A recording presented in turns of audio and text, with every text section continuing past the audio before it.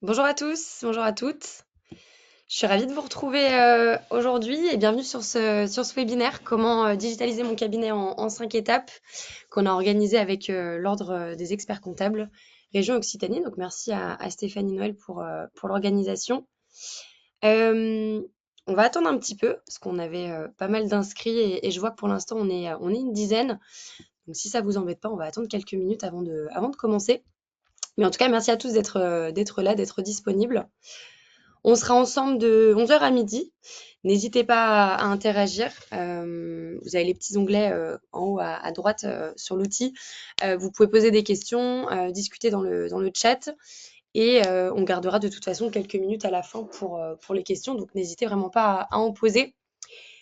À savoir que j'ai mon collègue Steven qui est dans le chat pour pouvoir vous répondre. Steven, il gère les formations collaborateurs et experts comptables chez Dext. Donc, il peut vous répondre sur n'importe quel type de sujet. Donc, n'hésitez pas à lui poser des questions.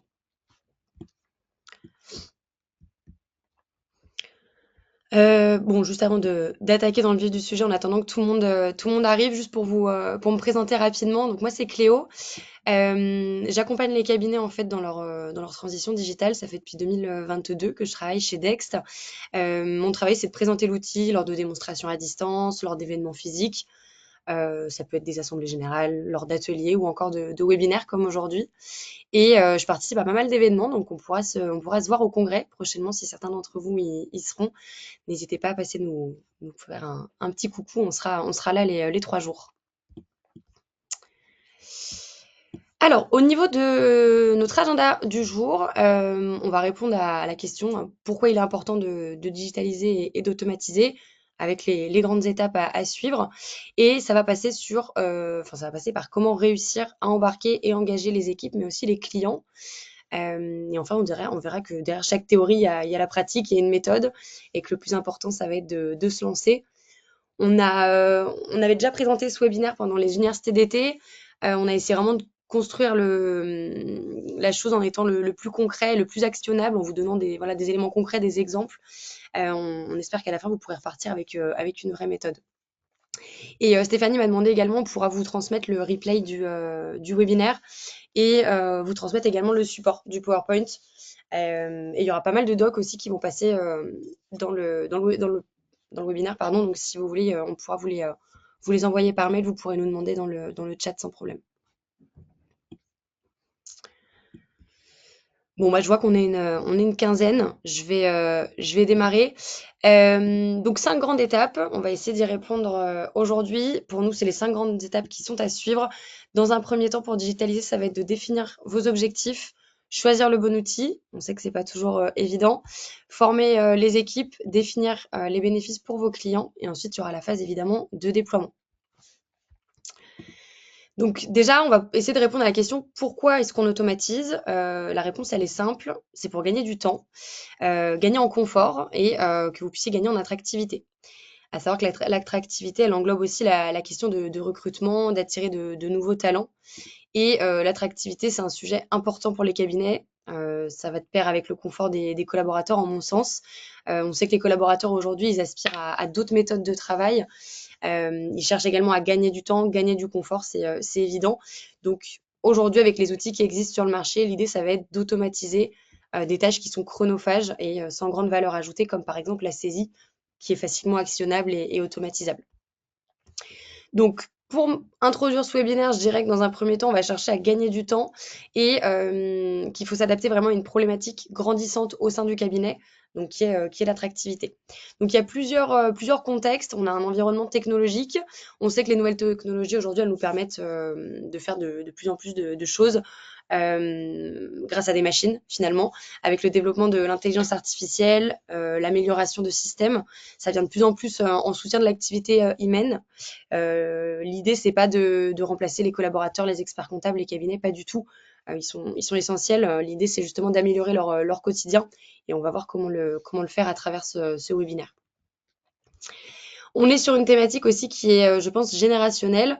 L'automatisation, elle va permettre de se concentrer sur ce qui compte vraiment pour nous, trouver plus facilement du sens aussi à notre action et j'ai envie de dire fini les tâches sans valeur ajoutée.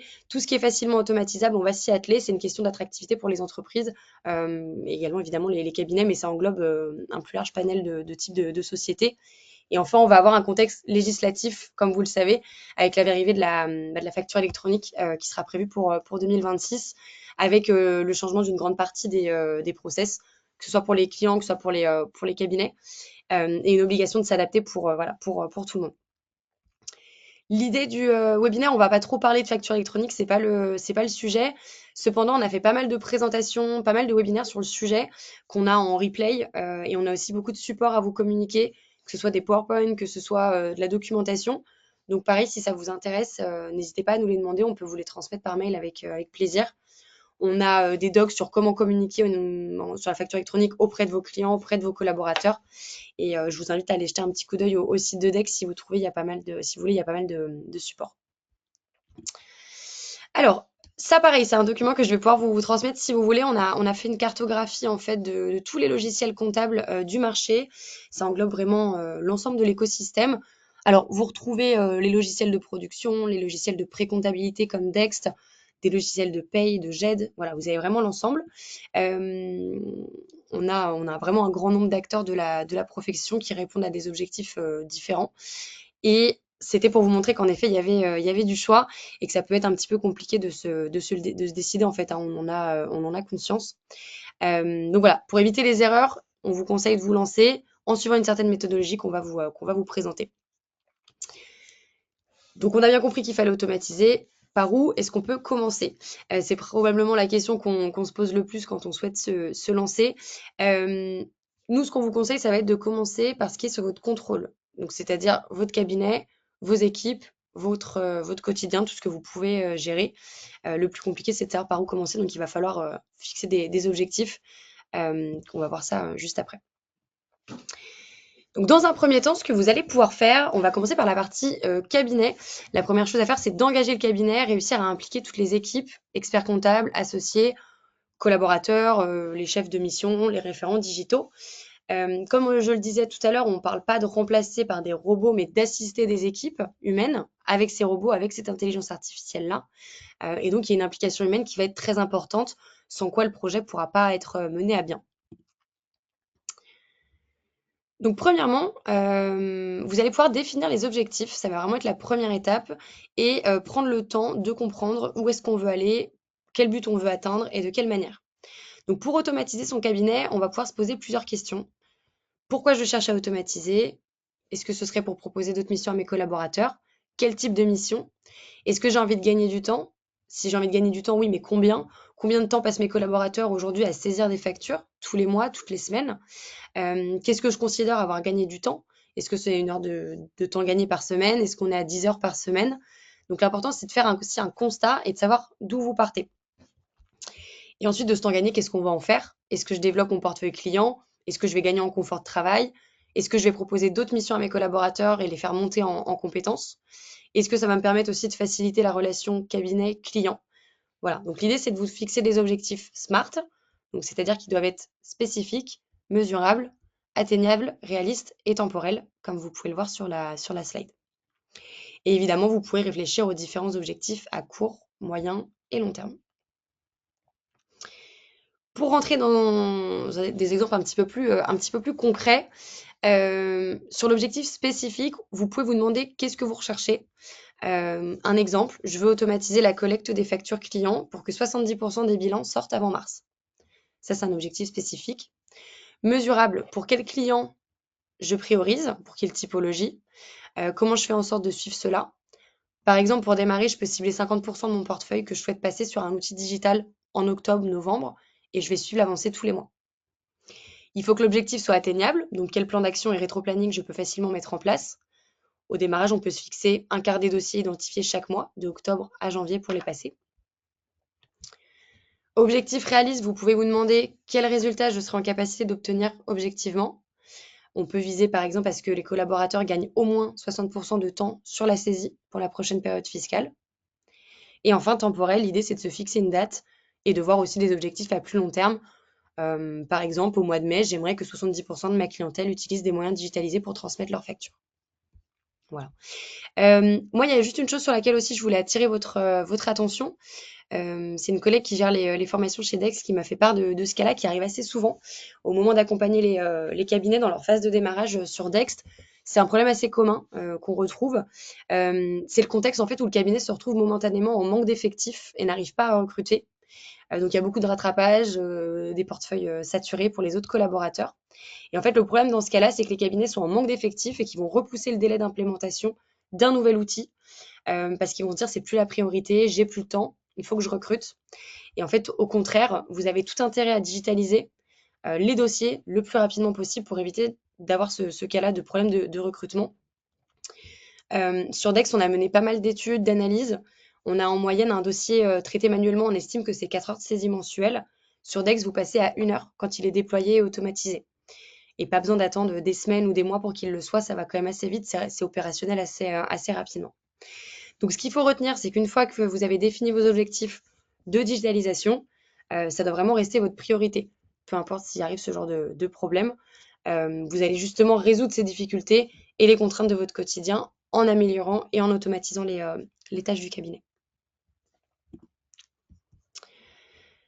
Donc mon étape numéro 2, c'est celle-ci. Ça va être de choisir un outil pour automatiser. Une fois qu'on a défini son objectif, ça va être un peu plus facile. On va pouvoir s'interroger sur les critères qui vont être à observer, comme par exemple les fonctionnalités. Quels vont être vos besoins? Qu'est-ce que j'attends de mes outils?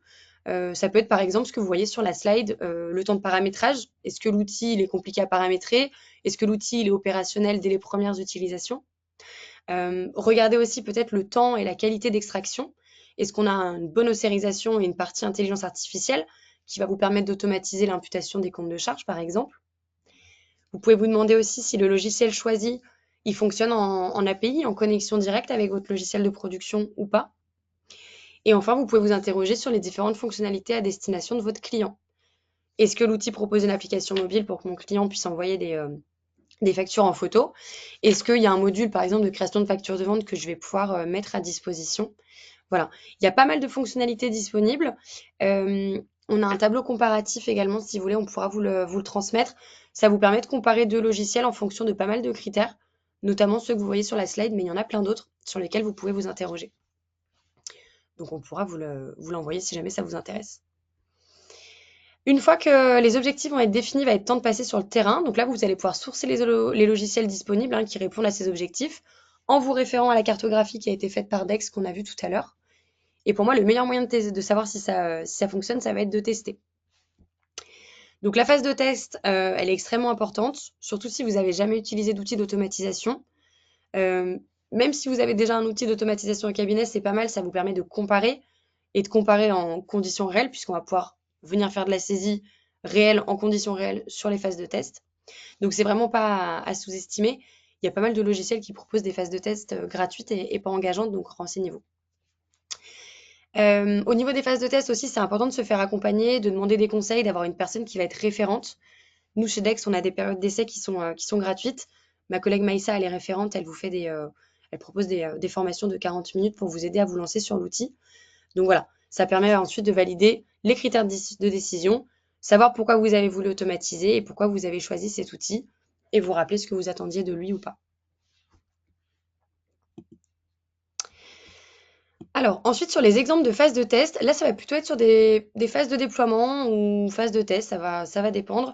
Il y a plusieurs configurations. Nous, on a 3 exemples qu'on rencontre le plus souvent et qui vont varier en fait en fonction de la structure et de la structure du cabinet, de la taille du cabinet également. Donc là, on vous a mis 3 configurations. Premièrement, un cabinet qui a de 5 à 10 collaborateurs, un cabinet allant de 10 à 30 collaborateurs, et ensuite, on a les cabinets à plus gros effectifs qui sont répartis sur plusieurs sites géographiques qu'on appelle grands comptes chez Dext. Donc là, on est plutôt dans une phase où, en effet, vous avez choisi l'outil, vous allez pouvoir le déployer avec votre responsable de compte chez Dext, on va vous accompagner.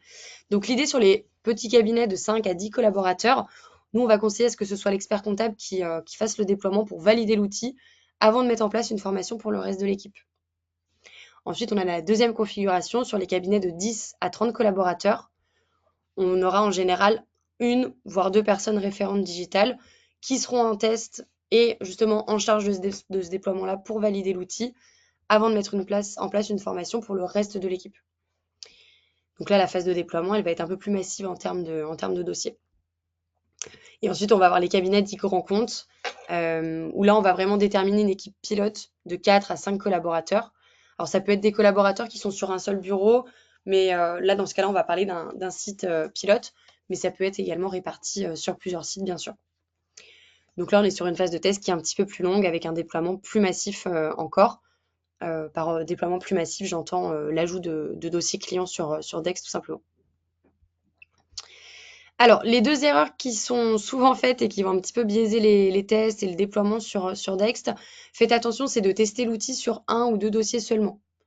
Le risque, déjà, ça va être de ne pas exploiter le potentiel de l'outil que vous êtes en train de tester, puisque vous allez vous limiter sur un nombre de dossiers, vous allez aussi vous limiter sur des fonctionnalités. Ça peut fonctionner si vous avez un dossier qui cumule pas mal de spécificités. Je pense par exemple à un dossier où il y a des factures numériques, des factures papier, des factures simples, des factures de plusieurs pages, en devises étrangères avec de la TVA intracommunautaire ou encore de la gestion de l'analytique. Mais c'est quand même assez rare d'avoir un dossier qui réunit autant de spécificités. Donc on vous conseille quand même d'en tester plusieurs. Comme ça vous fait un plus large panel et vous pouvez un petit peu tester différentes fonctionnalités sur l'outil que vous avez déterminé. L'autre erreur, la deuxième erreur, c'est de ne pas se faire suffisamment accompagner ou de ne pas demander de l'aide à vos responsables de compte. Quand vous rencontrez un problème technique, quelque chose que vous ne savez pas faire, vous risquez en fait de rester sur un blocage alors qu'il y avait une solution. Moi, je sais que sur Dex, c'est souvent arrivé au moment où les formateurs font un point sur le déploiement avec les cabinets. Ça arrive souvent que le cabinet nous dise oh, bah, moi, j'ai abandonné, j'avais besoin, par exemple, de faire de la ventilation de compte de charge et j'arrivais pas à le faire, donc je trouvais que je gagnais pas assez de temps. Du coup, c'est dommage parce qu'ils ont abandonné le projet, ils ont abandonné le déploiement, alors qu'en réalité, la ventilation automatique, elle peut être faite sur Dext. Il faut juste savoir par où passer. Donc, c'est dommage de ne pas avoir demandé de l'aide dans ce cas-là parce que ça n'a pas permis de lever le blocage. Et on est sur un cabinet qui a un petit peu mal démarré et qui va être un petit peu déçu au démarrage. Donc, n'hésitez pas à demander de l'aide, à vous faire accompagner et ciblez vraiment un outil où vous aurez des responsables de compte et une équipe dédiée pour vous former, pour vous aider à le déployer, que ce soit en interne ou à l'externe sur les clients. Ça, c'est notre deuxième partie, on le verra après. Alors, ensuite, vous allez pouvoir identifier vos ambassadeurs au sein du cabinet.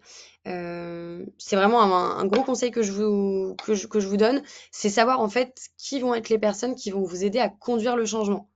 Vous n'allez pas pouvoir demander à toute l'équipe, sauf si en effet il n'y a que 2-3 collaborateurs dans le cabinet, ça reste possible.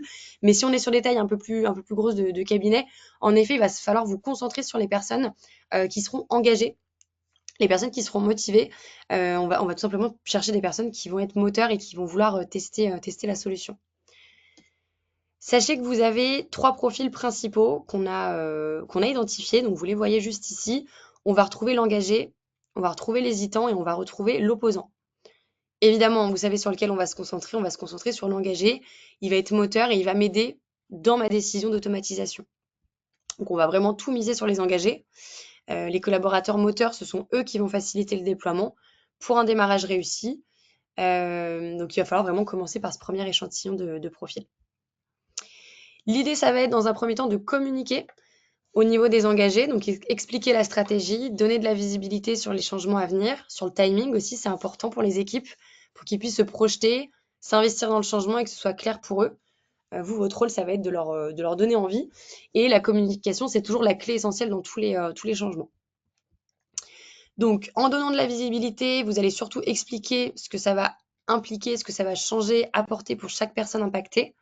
Très souvent, les bonnes initiatives, elles vont être mal reçues, mal accueillies, parce qu'elles ont été mal comprises par manque d'explication. Donc l'idée, pour impliquer une personne, le collaborateur moteur, vous allez le valoriser en lui permettant de projeter le résultat de son action. Donc ce projet mené à bien te permettra permettra au cabinet, à tes collègues pour donner envie. Le collaborateur neutre, hésitant, il faudra lui expliquer que son action, elle est importante et qu'elle est valorisée. Sans ton aide, ce projet n'ira pas aussi loin que nous le souhaitons. Et enfin, le détracteur, donc l'opposant, on va essayer de le rassurer en lui montrant qu'on reste à tout moment à son écoute, qu'on le comprend. Je comprends tes doutes, mais justement, nous souhaitons que tu participes de près à ce projet, par exemple, hein, pour nous permettre d'avoir tous les retours et d'être en mesure de prendre la meilleure décision possible. Donc, vous l'avez compris, le bon ambassadeur, c'est celui qui va être capable de faire le lien entre le besoin terrain et la stratégie dans laquelle s'inscrit le changement finalement. Donc, pour trouver la personne engagée, il vous faut une personne qui est motivée, qui est positive au changement, idéalement qui a une fibre digitale, ça peut vous aider, et qui va comprendre et adhérer à la stratégie du cabinet. Pour ce qui est de l'opposant, on vous conseille de pas le forcer, ça sert à rien. J'y reviendrai, je reviendrai dessus un petit peu après. Voilà pour les façons de communiquer. On les a déjà vues, je vais pas trop rentrer dans le détail, mais l'idée pour l'engager, c'est vraiment lui proposer d'être référent et lui montrer l'importance de son rôle. C'est une démarche qui a valorisé et qui va avoir vraiment un très bon impact sur l'équipe, sur le cabinet. Et gérer un projet de ce genre, ça va lui permettre de développer des nouvelles compétences. Donc logiquement, il sera plutôt partant. L'hésitant, quant à lui, il est certain que les outils qui sont déjà utilisés sont suffisants. Il ne se rend pas forcément compte du potentiel du nouvel outil et ce que ça peut apporter. Donc, l'idée, c'est de lui montrer la valeur ajoutée du nouvel outil que vous avez choisi et d'aller dans son sens, comme on vient de le voir.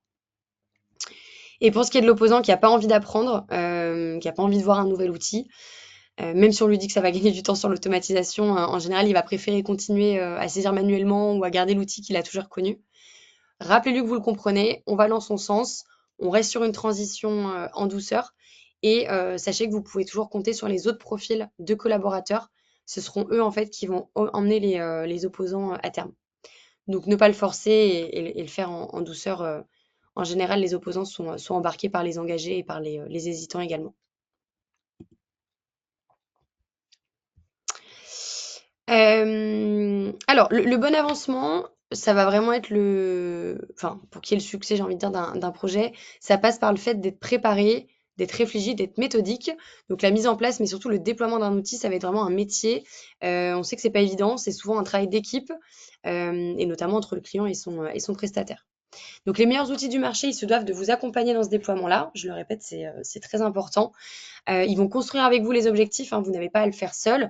On vous aide dans le déploiement, dans la vitesse de déploiement et dans la manière d'atteindre justement ces objectifs qui auront été fixés ensemble. Donc l'accompagnement, le soutien, la disponibilité de vos prestataires doivent être des critères importants dans votre réflexion.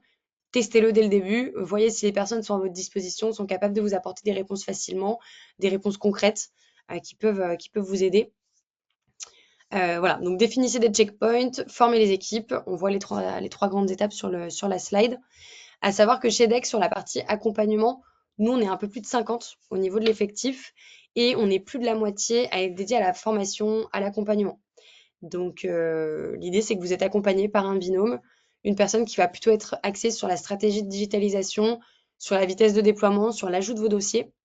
Et vous aurez une seconde personne qui va vraiment être dédiée, notamment Steven, pour former les cabinets sur la partie technique, sur l'utilisation de l'outil.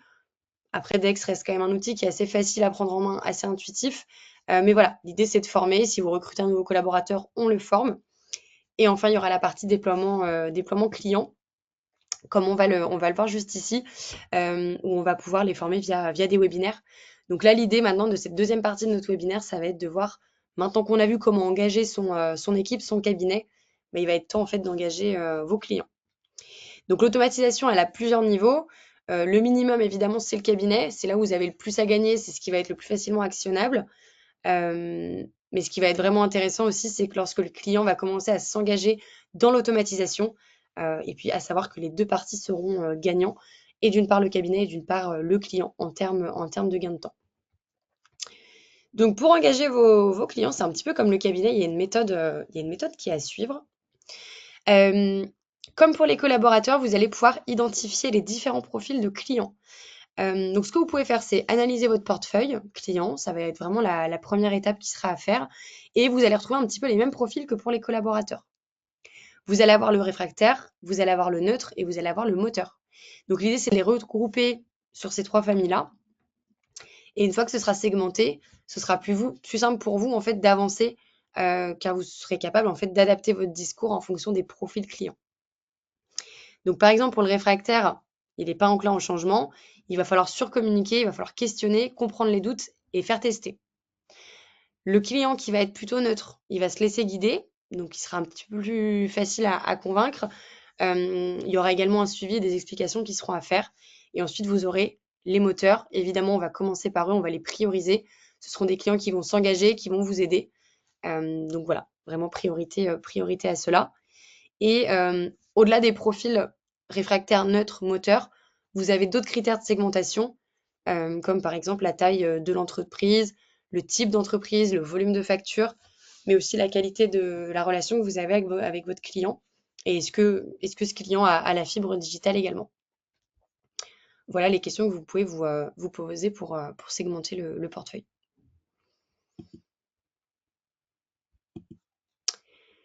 Alors, ce qu'il va falloir faire effectivement aussi, ça va être de définir et maîtriser les bénéfices pour vos clients.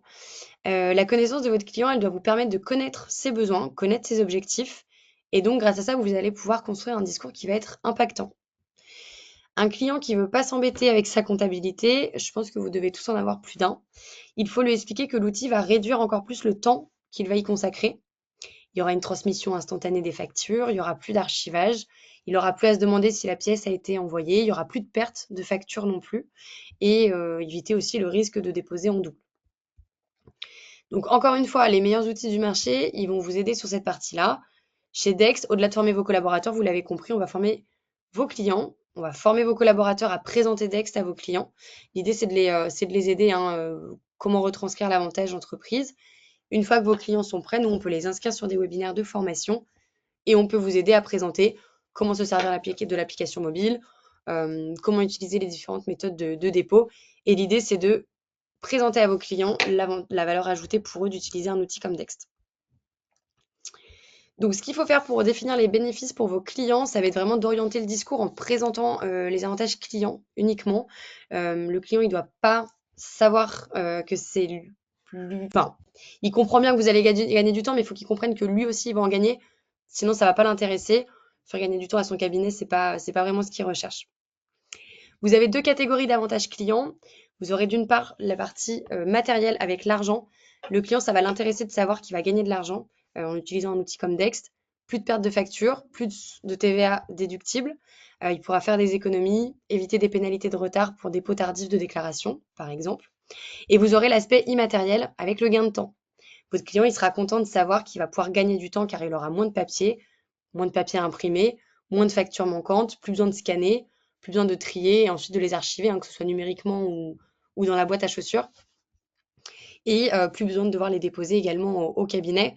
Ça permettra à votre client de consacrer plus de temps à son activité, gagner en sérénité aussi, et pouvoir vous demander une situation comptable pour savoir où il en est. Donc voilà les deux catégories d'avantages qui englobent plein de sous-catégories. Moi, j'ai souvent entendu des cabinets nous dire mais mes clients, ils se mettront jamais sur Dext, ils vont me répondre, on fait votre boulot en fait. L'idée, non, c'est que Dext fasse gagner du temps au cabinet, mais ça en fait gagner énormément pour le client.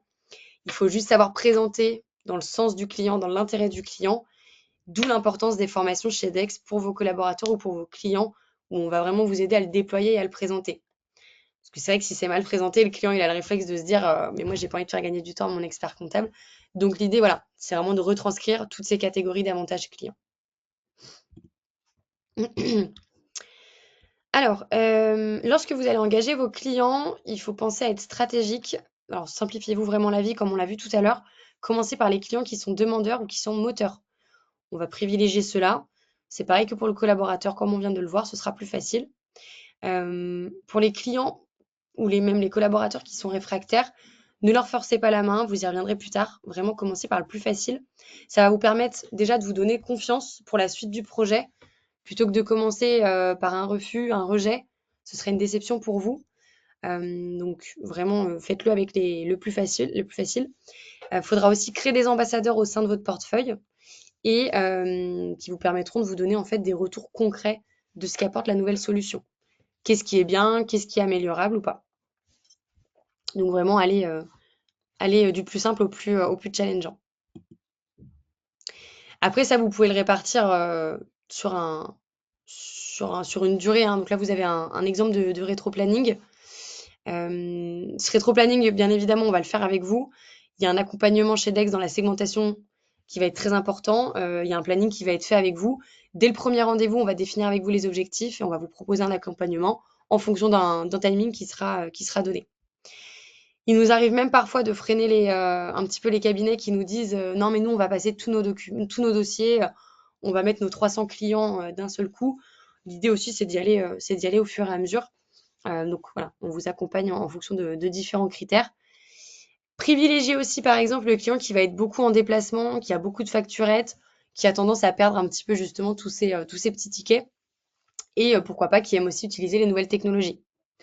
Et en termes d'activité, vous pouvez vous baser aussi sur des clients qui ont beaucoup de volume de factures, 30, 40, 50 factures par mois, avec beaucoup de saisies répétitives pour vos clients. N'hésitez pas, même si on l'a vu en fonction des typologies, n'hésitez pas à digitaliser tout type de dossier numérique, mais aussi papier. C'est là que vous aurez un gain de temps et de productivité qui va être assez énorme. Euh, je sais souvent que les cabinets pensent à ne pas mettre les clients qui amènent du papier sur Dext. Alors, vous pouvez les déposer sur Dext pour automatiser la saisie sans que le client soit forcément au courant qu'il il est sur Dext. Vous n'avez pas besoin de l'inviter. Donc, privilégiez aussi les clients qui vous amènent beaucoup de papier. Chez Dex, il y a une fonction découpage automatique, hein. Vous pouvez déposer un PDF de 200 pages de différentes tailles et de différents fournisseurs. Enfin, peu importe vraiment. Et c'est Dex qui va vous découper facture par facture. Donc, l'idée, c'est de gagner du temps aussi sur cela, sans forcément que le client dépose lui-même le papier sur Dext. Les nouveaux clients aussi, vous pouvez facilement les rentrer sur la nouvelle solution que vous avez choisie. Ce sera plus facile à intégrer dans la lettre de mission dès le démarrage. Chez Dex, on a des exemples de lettres de mission qu'on a développées avec des experts comptables qui sont utilisateurs de la solution. Donc, s'il y a besoin qu'on vous aide sur comment l'intégrer, comment refacturer également l'utilisation, c'est quelque chose qui est possible lors des formations. Et enfin, pour les réfractaires, on va les retrouver en fin de planning, comme vous pouvez les voir. Vous pouvez en parler en rendez-vous bilan. Et comme je le disais, vraiment utiliser Dex un petit peu en sous-marin. Pas besoin de mettre le client dessus, mais vous, servez-vous-en en déposant le papier, en déposant les documents. Donc vraiment, il y a deux stratégies. Soit le client dépose sur Dext, soit c'est le collaborateur qui va faire le dépôt des factures à la place du client. Mais dans les deux cas, vous pourrez gagner du temps en attendant qu'on vous aide sur la partie déploiement client.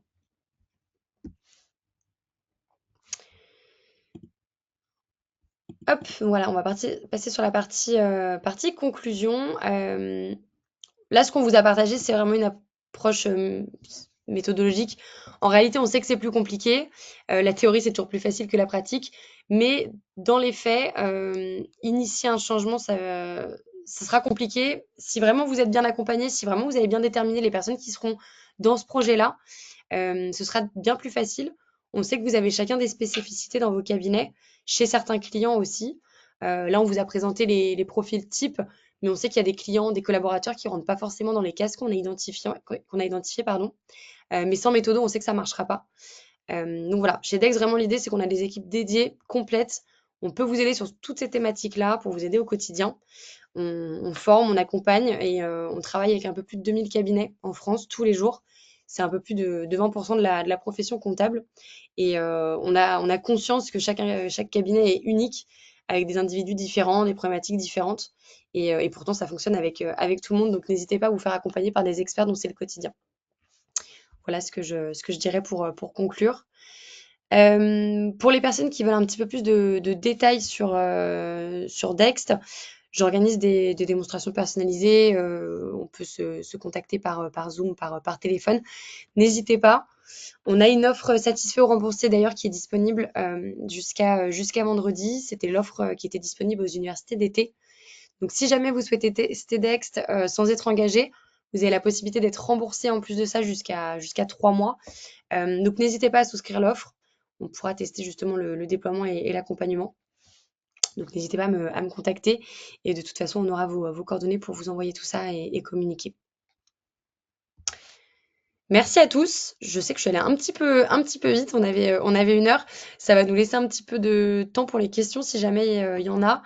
Je vois qu'il y en a une d'ailleurs, mais c'est une personne qui me demandait si le webinaire avait commencé.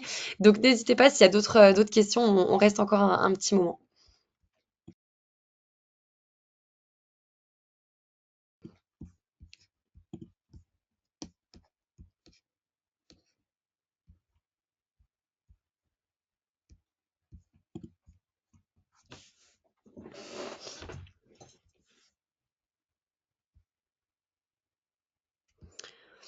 Bon, j'ai pas l'impression qu'il y ait de questions. Merci à tous, en tout cas pour votre disponibilité. Et puis, comme je vous l'ai dit, on revient vers vous. Pour les personnes intéressées pour les documents, vous n'hésitez pas à me le demander. Je vais vous communiquer mon adresse mail dans le chat si jamais vous avez des questions que vous souhaitez poser en direct. Voilà, j'ai mis mon adresse mail dans le chat, donc n'hésitez pas. Et merci à tous. Et puis, pour ceux qui veulent passer nous voir au congrès, on sera là les 3 jours. Donc, vous pouvez venir sur le stand et demander Cléo avec plaisir. Et encore merci. Passez une bonne journée. À bientôt.